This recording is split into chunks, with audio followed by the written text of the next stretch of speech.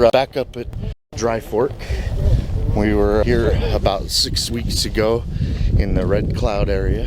We found a couple of bedding spots and it looked like some large bipedal tracks had come through.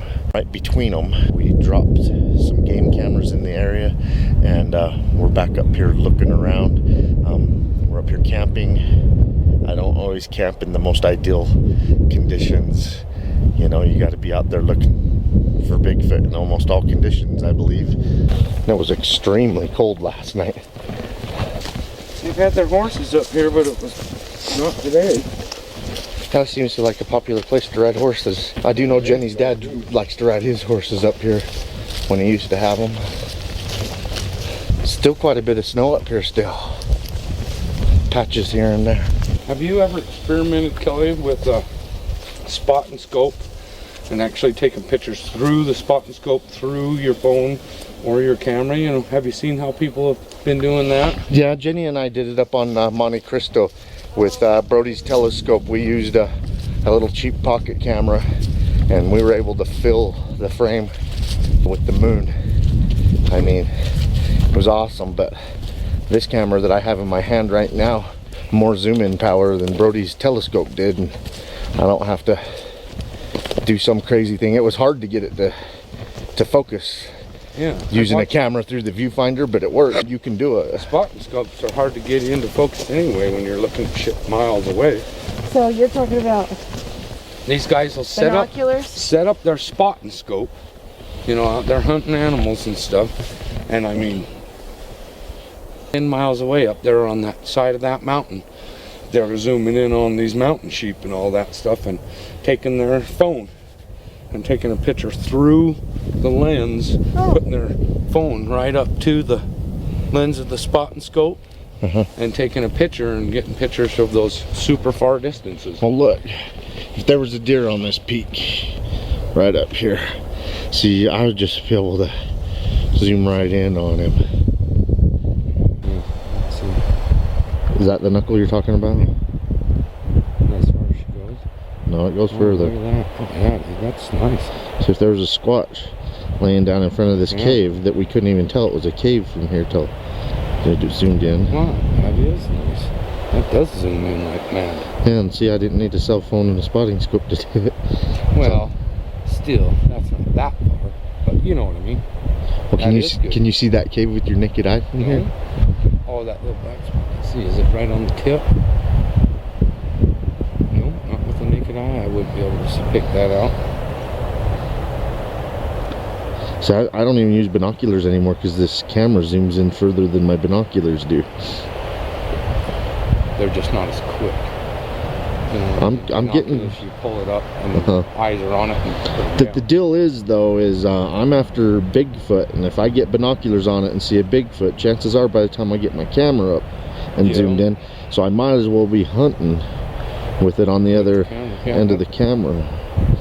Give and take, that's for sure. Mike thought he heard an elk cow call. Sure sounded like it right there. You got that. Yeah.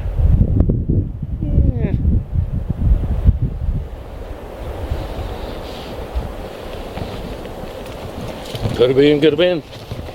Sure sounded like one.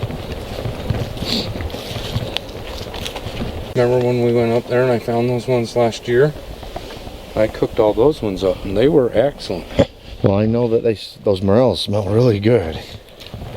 I seen a thing. I haven't. Go out and gather them, and shit, they're charging like $22 a pound. I haven't tried them. Next time we get some, I'll have to try them. They are killer. They're just exotic and cool, you know. And rare. Or something you can't grow in a controlled environment. Yeah.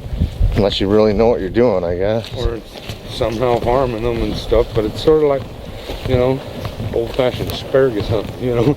You gotta go out and find lost asparagus in the spring. Yeah. What took you like 4 or 5 years to get that asparagus to where you could actually start cultivating? This is the 7th year. That stuff that we planted that first year. Remember when we first moved into there and I was planting all that? And just said, you know what, the asparagus got to be planted. It's been 7 years now, and this year I finally picked some of it. I could have picked it a year or two ago because it was sending up fat enough ones, but I wanted to let it get really vigorous and healthy, you know what I mean? So I gave it 7 years. Because that root system has to get a certain size before it starts sending up the really good shoots. And asparagus is so long-lived, you know what I mean, that it don't even mature till it's robust underground, you know, and that's when you get them big fat stalks. I've got asparagus patches that I used to hunt as a kid, and I know they were well established when I was hunting on them, so they've got to be 40-year-old plants at least, and they still produce if they don't get over-picked by the public nowadays, paving up all the ditches and making parking lots where you used to gather asparagus everywhere, you know. Yeah. They ditched or piped all the ditches. Yeah, and that's not good for the asparagus. No. Asparagus needs that ditch to keep water in it. It looks like cat to me. Oh, that's definitely cat. That's either a mountain lion or bobcat. These ones, but it might be those people riding horses, you know, had a dog. But that don't look like dog shit. That dog just ate rats last night or something. About 100 years ago in this Dry Fork Valley, the early settlers, because the river is called Dry Fork because it dries up. It's actually dry more than it's flowing. Yeah, it's absorbed in the limestone, and so they built a wooden flume to keep the water from going into the limestone, and here's some of the bases of that flume. The idea didn't work for very long, and it eventually washed out, and then they gave up on the project afterwards. These are 100-year-old artifacts, and we found them up here looking for Bigfoot or signs of Bigfoot because of all the sightings here. No, there's a river. Oh, it hasn't dried out here? Gosh, I don't want to. I don't think that'd be too hard right here. It's steep, but it's doable. Easy. I'll go down first. Yeah. Yeah, does that actually lead us back to where we came from? Yeah, well, this is the canyon. There's those marks along the top of that ridge right there that we were looking at over there. Yeah, if we follow it back, it'll just hook us back onto the trail. We're gonna go down by the river. Tuck your camera in. I just stuck mine in.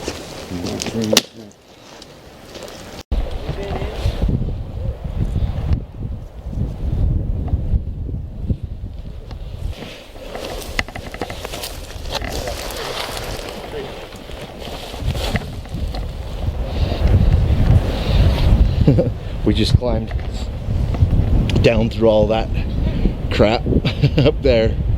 We're down into the dry riverbed, and we're going to follow the dry riverbed back to camp.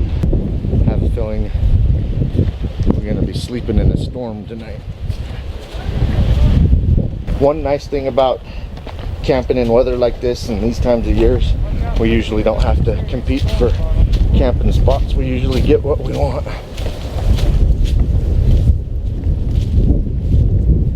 Check out these thorns.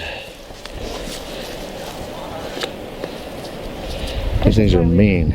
See if we can find footprints, see what kind of animals are coming down here to drink. I even seen about a 6-inch fish right here. Yeah. I don't know if there's certain parts of it that don't always disappear, but if so, that's what came up when it was a rager down there or something, but I seen a fish.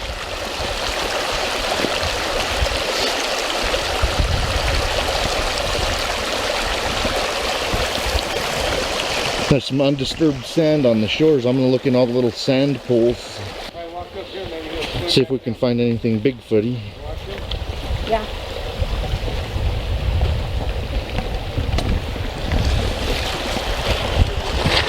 There's some fish right there. I saw a fish. Oh yeah? There's a whole bunch. Oh, there's 2 at least. 3. Looking out because you're pointing at them. Yep, there's a couple fish. Alright. Fish right now. They don't know where to go. We're darting around.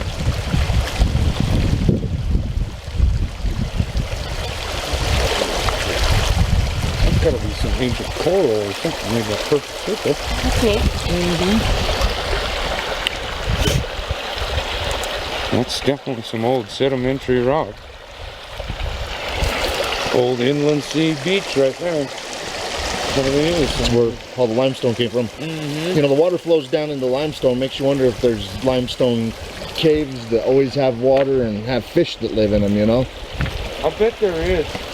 These kind of places are riddled with geological mysteries.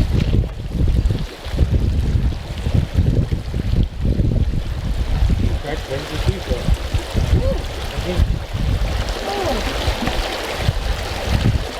Gonna look around for any type of Bigfoot evidence.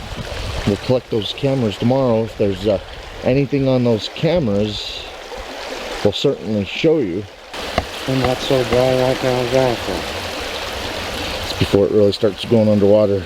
I mean underground.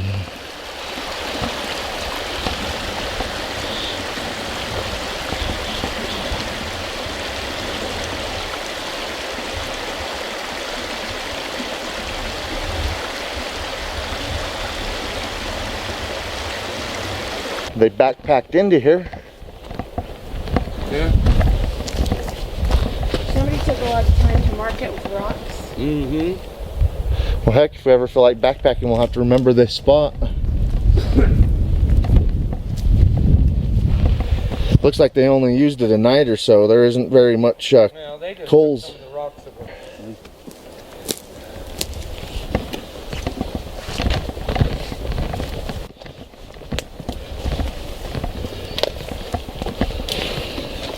I like it when we get off trail like this.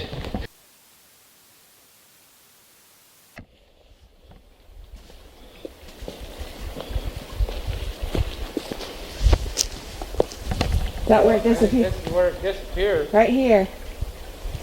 Crazy. Because it's gone there, but right here's the last spot. Yeah, there's the last little pond right there. This time, if there's more water flow, I mean, I've seen this thing fill up and go all the way down to the end of the canyon. But this is where the water disappears today. Goes into some Oh, that's deep stuff. limestone caverns and stuff.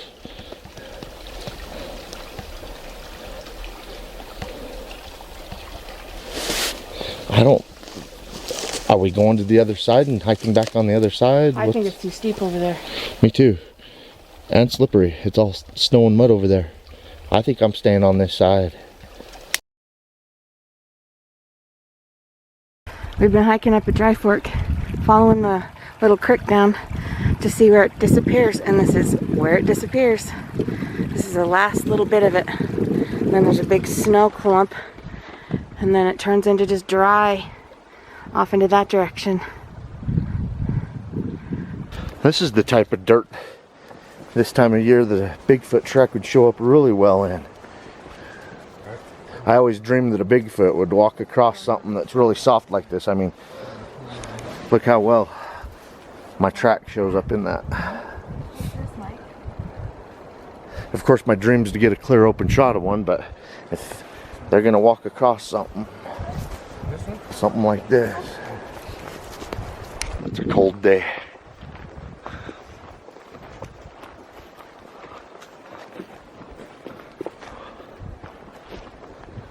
Lean-to they built right back in there. And we found someone's old camping lean-to. They spent some time to weave it all together, it's like. I know there's a lot of guys out there that would film that and say that's a suspect Bigfoot activity, but I'm going to go out on a limb and say a person did that. I know we're in a Bigfoot spot, but I think Bigfoot shelters are a lot more rudimentary. I think they'll crawl right up under a dry spot under a juniper tree or a pine tree. Or maybe they used it in a couple nights. The Boy Scouts came up on a weekend. Got their merit badge. Somebody was up here practicing for Naked and Afraid. Yeah. I'd love to be on that show, but they need to change it to Underwear and Afraid. Because I don't want freaking my stuff hanging out for every bug to bite and skivvies and scared. Maybe we should make our own YouTube channel and get contestants and. It's optional. It's naked and pretty terrified. They're just skivvies and scared.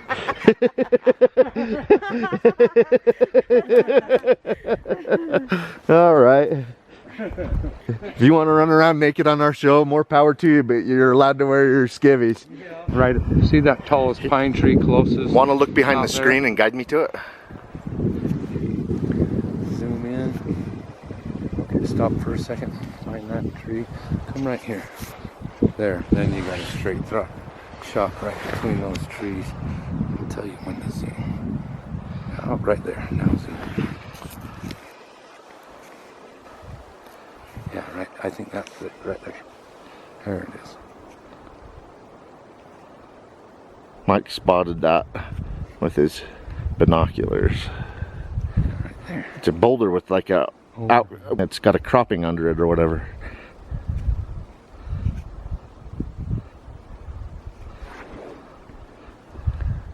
Looks like a good spot for a cougar to lay up in.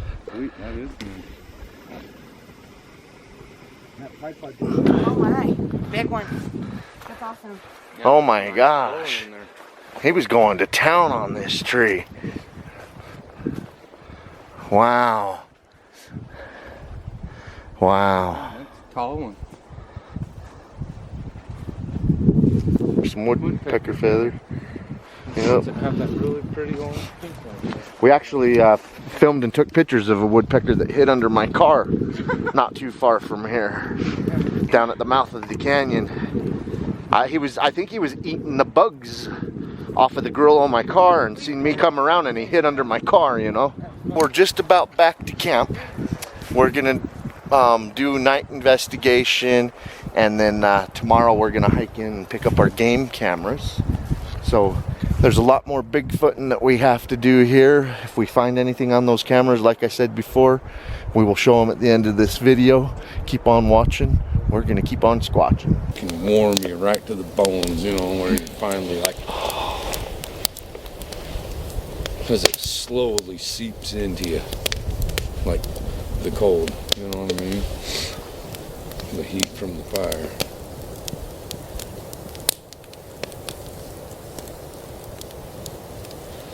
We watched this primitive show.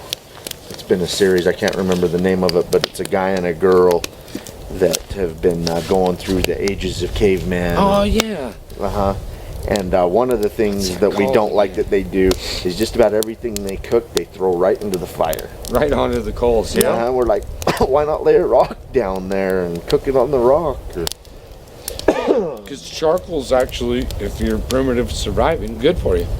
Because it eliminates a lot of the poisons that you eat from roots and shit like that. I know charcoal's good for anything that ails your stomach. It's kind of like Tums. Yeah, I've watched them guys too and thought the same thing. Guys, you got some sticks, at least throw that sucker on a stick. Well, especially when they get something that's a good meal. You know, I can see them throwing grasshoppers or whatever in the fire, because who cares?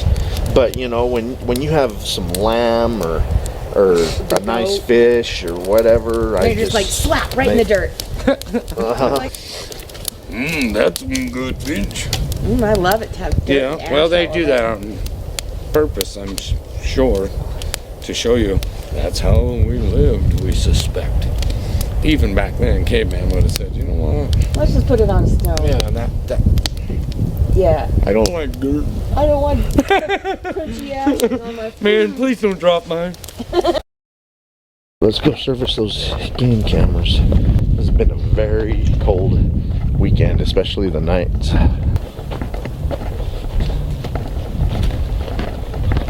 Oh, I walked right past it without seeing it.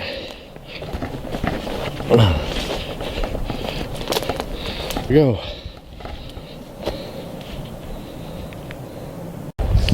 Yeah, the other one's over this way. Folks, this is where 6 weeks ago we found there was a bunch of snow right here. There was actually 3 feet of snow that went over this little campfire with trash in it. We couldn't even see that there was a campfire here. It was about 3 feet of snow. It's melted back to this much now, but there was a bipedal trackway through the middle of it, and on either side of the trackway was these bedding spots. Something laid down and bedded, so we decided to stick a camera close to where this had all happened.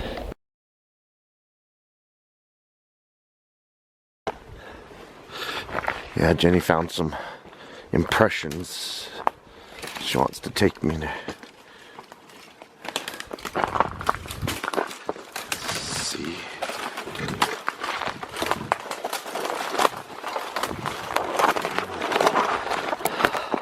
Might be there. Oh yeah. They're real old and melted, but they're big and they're deep, and they go right through here. I don't know if the camera even picks those up. If you get on the other side of them, you will. That melted out the shape of that. But they're so old, it's like, who knows? I can't tell what they are. They're just big. That's what brought you over to see those impressions. Real slippery.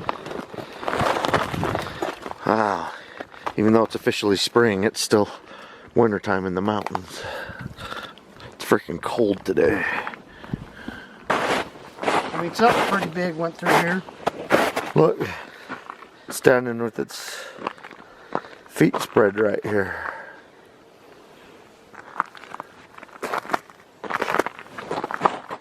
And these are old. Way old. But they're big. Yeah. Look at this one. I mean, compared to my foot. And it stepped up here. Went right through here, and I tried seeing if I could actually find where it actually come out and see if I could see something. It'd be nice if it stepped in some mud like this. Yeah, how do you agree? It would make such a great I went impression. all the way up and around this up here looking, but definitely something pretty big actually. Walked right through. Look at those.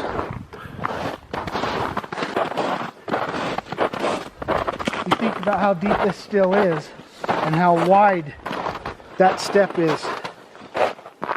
Yeah, the step from there to there. That's almost a 6 foot step. I actually have a tape measure. That's a bipedal looking step too. There's more right here. Oh, something laid down over here. Top of my All right, we'll check that out. We're gonna measure this stride. well, where do you? Yeah, where does it start? Where does it end? Where does it start? Where does it end? I mean, if you go center to center, you're Center to center 6 foot. is close to 6 foot. 6 69 inches. center to center. And it's something laid down over there. Let's go check that Yeah. out. I'd really. Let's do it. And I'm up to my knee. I'm up to my knee, and it's got a 6 foot stride. Yeah, and that looks bipedal. I'm not seeing 4 footprints that crossed right here. Is that more of them? Yeah, that's what it does kind of look like. I want to see where it laid down. Yeah, something did lay down right here.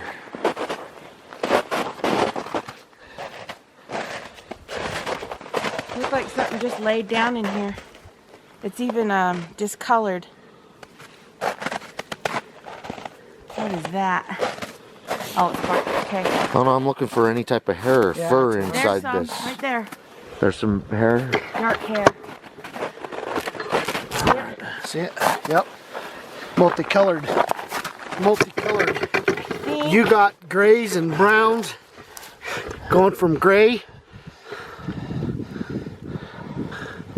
to dark browns all over actually. Actually, pull one out. Is it more like fur or is it hair? That looks like hair to me. This one right here looks more like a piece of hair. That's hair.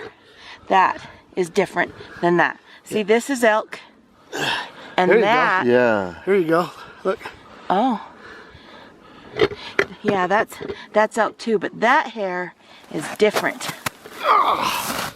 That's a reddish brown hair.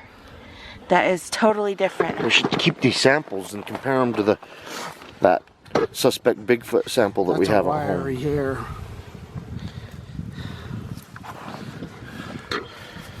That right there is way different. Wait, hold it. I got a collection bag. Up here, look how long this stuff is. Oh yeah. Look at how long those strands are. Oh my gosh. Look at that. That's hair. That is hair. Whatever laid here. Look, there's some blood. There's blood. There's blood right in the snow by this hair. Yeah, there is. Look how long those strands are. Yeah, I mean, that's not fur. Where's that bag? I mean, look, it's deep in the snow. Something, you know, you would have to have a very warm. All over around the edges. Oh my gosh. Oh my hell. It's everywhere. Look at all this hair inside where something laid down in the snow. You know, you have to have a pretty warm coat to want to lay. Where's that baggie? In the snow. Here, I'll get it back out for you. Here, yeah, let's collect these really long ones. You know, and this looks very comfortable. If you could stay warm, and actually I think if something's laying down in the snow, it's wanting to cool down. The first 2 weeks of March, they had close to 70-degree temperatures here. And you know, if you're an animal covered in hair or fur and you haven't shedded it off yet, he may have come and laid in this snow to cool off. Well, he come up right through here. Oh, here's a kinky one. Like a Bigfoot pube? No.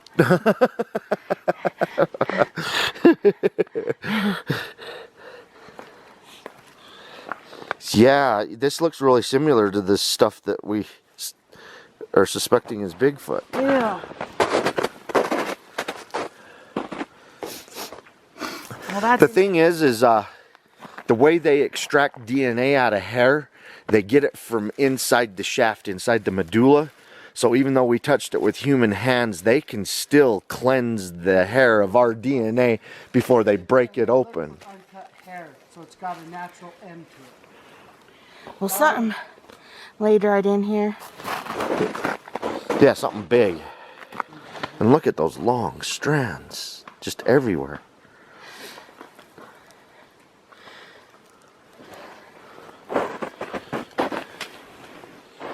Isn't it amazing? We find a bipedal looking trackway, even though it's melted off, And a little with bag. close to a 6-foot stride, and something laid down here that in the snow that left behind hair. That's a big. That is not fur. That's a That big is body. hair. That is a big body.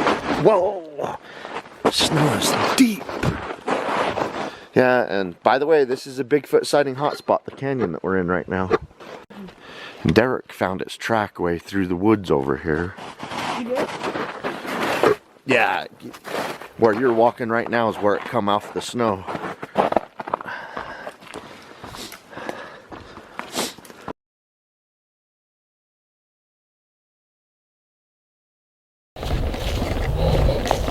Hoping to catch whatever animals did it if they come back. And there's the camera. I'm not going to point it out. This is right on it. You guys can see if you can find the camera yourself.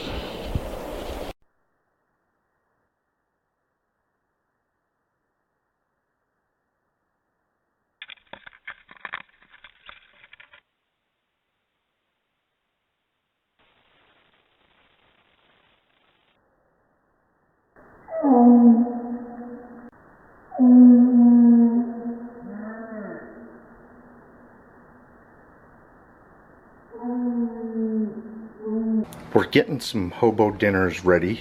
We're going to show you our spin on how we like to make hobo dinners for camping. This is going to serve 4. Jenny, Derek, Mike, and I are all going. Each one of these tins right here is going to hold 2 servings. And what we do is we do a little prep work at home before we go camping, and then we only have to throw these on the fire for 10, 15, 20 minutes. They'll probably be done in more like 10 or 15 minutes when we're done. But we're starting out with some rice. For 4 people, I usually use about 3 cups of rice. And then if it's too much, you can always just not eat it.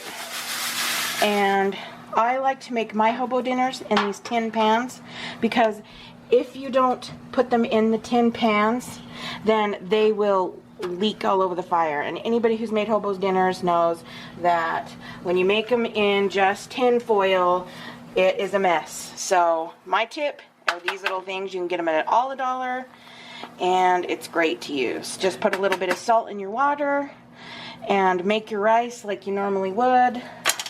And we're making some chicken hobo dinners. We're making chicken and rice, and we've got an onion there. We've got some mushrooms. What type of mushrooms are those, Jenny? I like Bellas. These are mini Bellas. And we're using some cream of chicken. We're going to use about a can or a half a can per serving. Those are the seasonings that Jenny has right there. We have sea salt and grinded pepper. You should probably use a garlic clove, but I don't have one, so we're using garlic powder. And we're that's fine. We're roughing it. Yep, we're roughing it. So next, after you set your rice aside to do its thing, also you can use any kind of rice, but we're doing a quickie because we're going camping, so we're using minute rice. Next, we're gonna caramelize our onion and cook down our mushrooms and set those aside. And you don't necessarily have to cook those till they're done, because they're gonna cook about another 10-15 minutes when you throw them on the fire. The reason why we're doing the prep work ahead of time is so that they will cook a lot quicker. Yeah, we don't want to be out there after a really long hike, standing there waiting for half an hour for our food to cook. So if you get everything done and prepped and put in the can, in the little tins, and wrapped up in your tin foil, you can just slap them on your fire and wait for everything to bubble, and then it's done. Our week-long expedition to Palisades, we prepped work most of our food before we went, and we made chicken and rice, and we also made hamburger and potatoes on that one. And we were feeding an army. There was 7 of us. Felt like an army anyway. But it was actually more food than we really could handle, except for the young boys. They finished ours, but most of us couldn't quite finish our meals on that one. But it made the week-long expedition at Palisades so much funner that we weren't spending hours cooking. I mean, a lot of people, they'll go up camping and that's the way they relax, is cooking. But we're up there to Bigfoot, so we want to save some time. So we do a lot of this type of prep work before we go camping. And out of all the hobo dinners we make, these chicken and rice ones are my favorite. And we're going to also add carrots to these. So, you know, carrots, chicken, rice, mushrooms, and then the spices. And we'll show you how to throw all this together. Keep on watching. We're going to show you how to cook when you go squatching.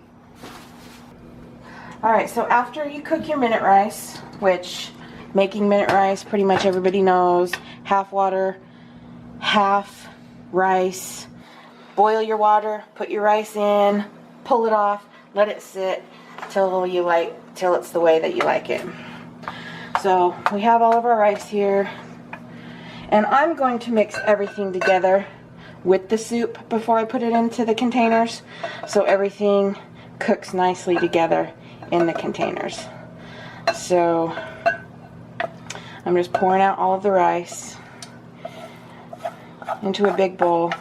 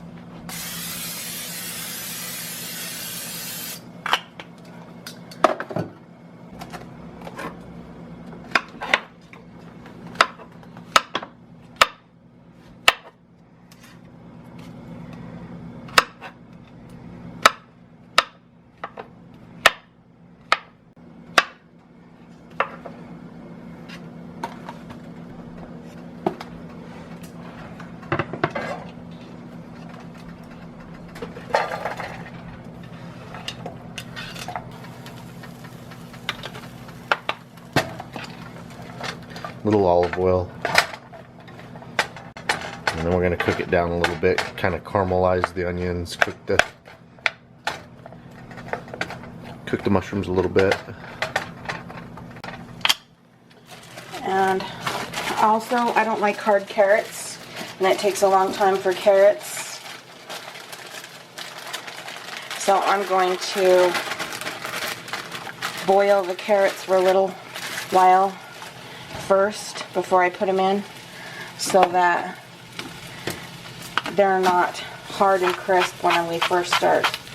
Yeah, because we're not gonna cook these hobo dinners very long in the fire. We just want to, you know, warm them up to about 150, 160 degrees, and then eat them, which will only take about 10 minutes. So we're really not cooking up there. We're just warming the food up because it'll already be pre-cooked. If you want to spend your time camping, or do you want to spend your time cooking? So it's a lot easier just to do a little pre-work before you go camping, so that you can have nice meals and you don't spend your whole time up there cooking and waiting for your food to be ready, or just giving up and eating it while it's still crunchy. Yeah, and when we go up, we're up there to work. We're up there to look for Bigfoot and Bigfoot evidence, and so we don't want to have to spend a couple hours cooking. And this is for our whole team. If you're just going with 2 people, you'd make a lot less. Sometimes, if you feel like your vegetables are getting a little too cooked, you can put a little bit of water in there just to steam them a bit so that they don't get over brown.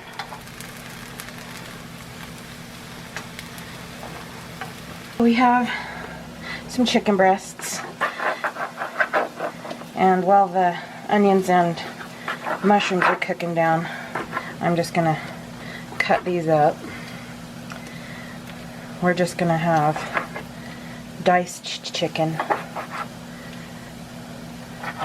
I like to, sometimes you have to give up a little bit of chicken, but it's fine with me if you can get those tendons off the side. You don't want to be running into one of those nasty tendons on the side of your chicken.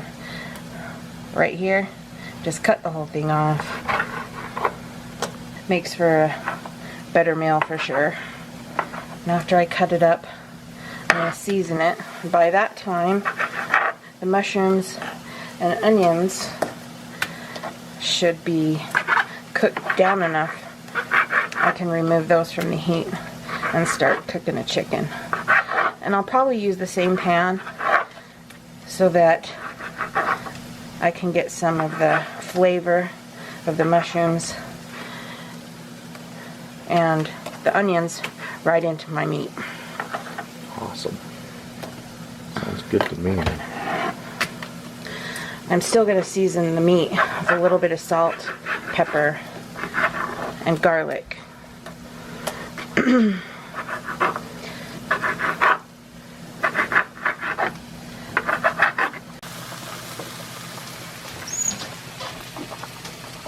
These are about done. Just caramelize the onions, get the mushrooms browned up a little bit. They're still going to have some cooking time, so don't cook them to death.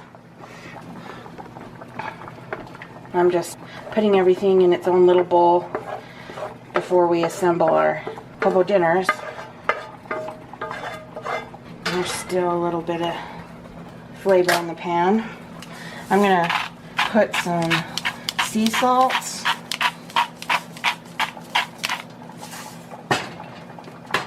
and some ground pepper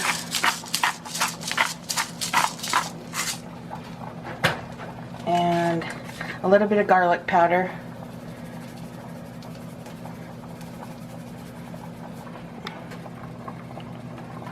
Just gonna put a little bit of olive oil in the pan so it doesn't stick.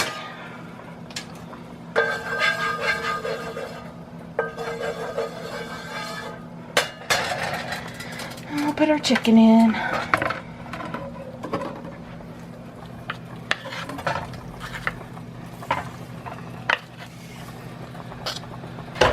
it smells like our carrots are done.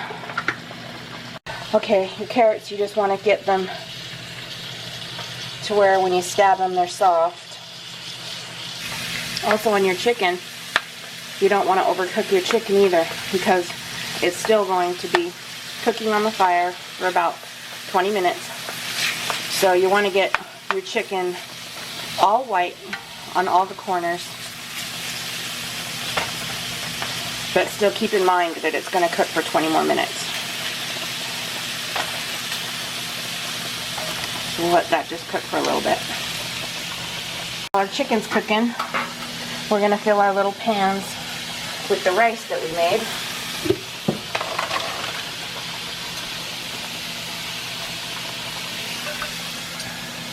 You can add how much you like. Each one of these is going to feed a couple people or more if they're kids.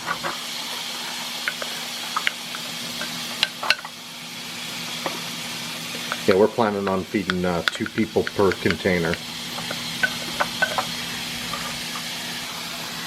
Just put a bit of the mushroom and onion mixture.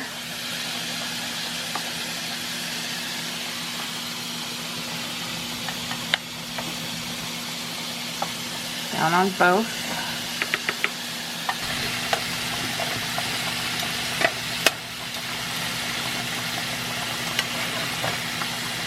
Just make sure all your chicken on the outside is cooked white.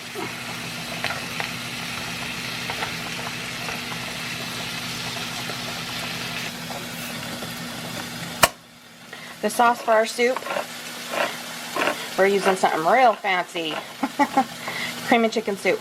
Works really well, makes everything moist. Here's a little bit of sauce.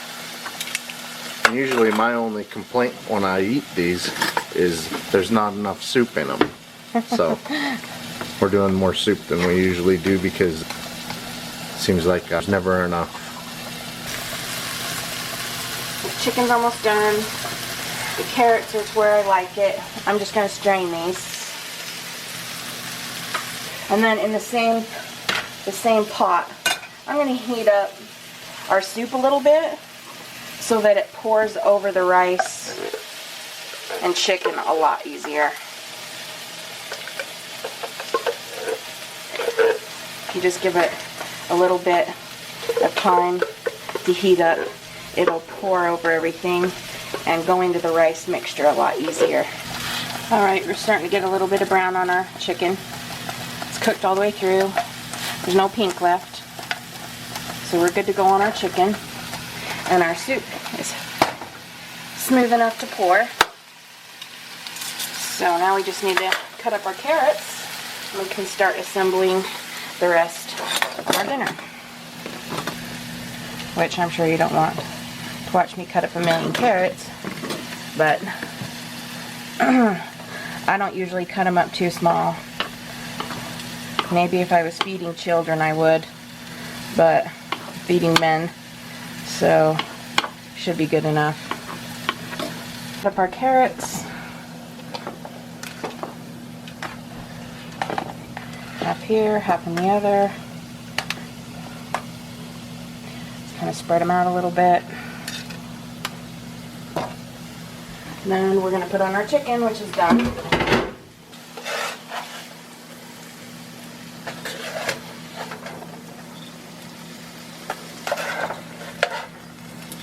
Yeah, we go camping so much we decided to come up with some different hobo dinners other than just hamburger and potatoes. So we came up with chicken and rice, which we really like.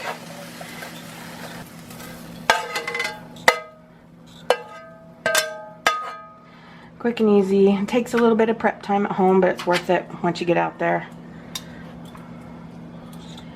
And after that, since you heated up your soup a little bit, it'll pour nicely, a little bit better. Just pour your soup over the top, and that'll cook nicely all down into your mixture.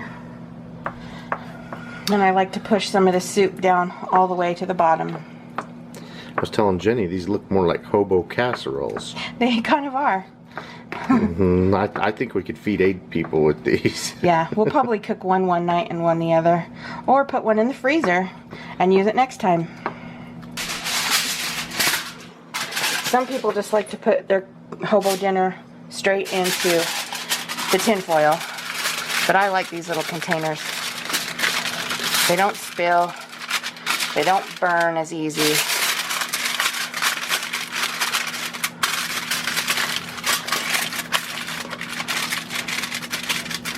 And curl the edges up over everything. Keep everything nice and neat. Nothing spills, bubbles over, makes a big mess. And I always use 2 sheets just to make sure that everything stays where it should be, so you don't have a mess in your cooler either.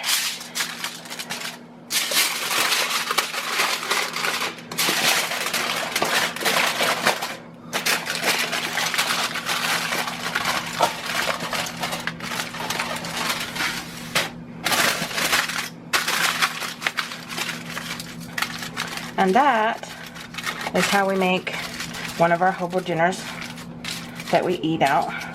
That's Jenny's twist on a hobo dinner, hobo casserole.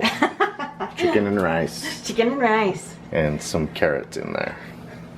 If they're not in use, what? Can you put your gloves on? Sure. Here's a grate that we like to take up camping. I mean, if we didn't have it, we would throw the hobo dinners straight into the fire, but because we have it, You find us. we'll put them up over the coals. Can you pull that log out a little bit? There we go. Such. Nicely, nicely. There's an RMSO kitchen, folks.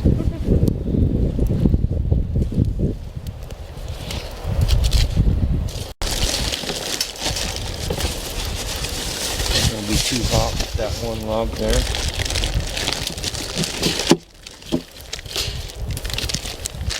It's so nice to make them ahead of time. Otherwise, we would need a bigger cooler, but all those ingredients are already inside the dish, so we don't have to pack as much stuff.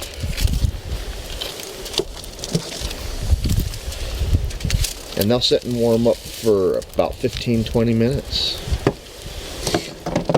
I'll have to show you what those bad boys look like when we open them up. Oh yeah. Mike also brought up some asparagus he grew that we're gonna throw in there when these are almost done. Be one of our side dishes too.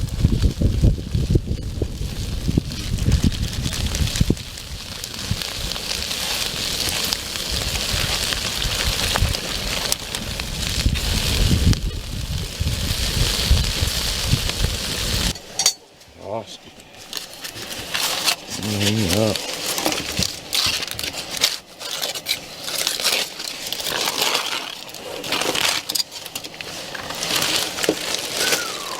Oh yeah. She got the steam on. She's got the steam on. Looks wonderful. Oh man. Well, let's see the open one first, shall we? Yeah, the closed one we could probably save for tomorrow night's meal if we don't get that far, you know.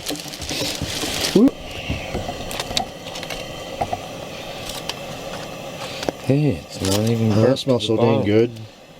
Looks pretty good. That's good. I'm hungry. We haven't eaten since breakfast, and I haven't had any snacks or anything. Yeah, it's below freezing outside. That's good. Alright, Tell me when. that's enough. That's good to start. That's probably good to finish too. I'll show them the asparagus. This one. Delicious. Yeah, got you some of that one. That's Mike's garden grown asparagus. Some good stuff. How's the asparagus, Jen? Oh, it's delicious. It's really good.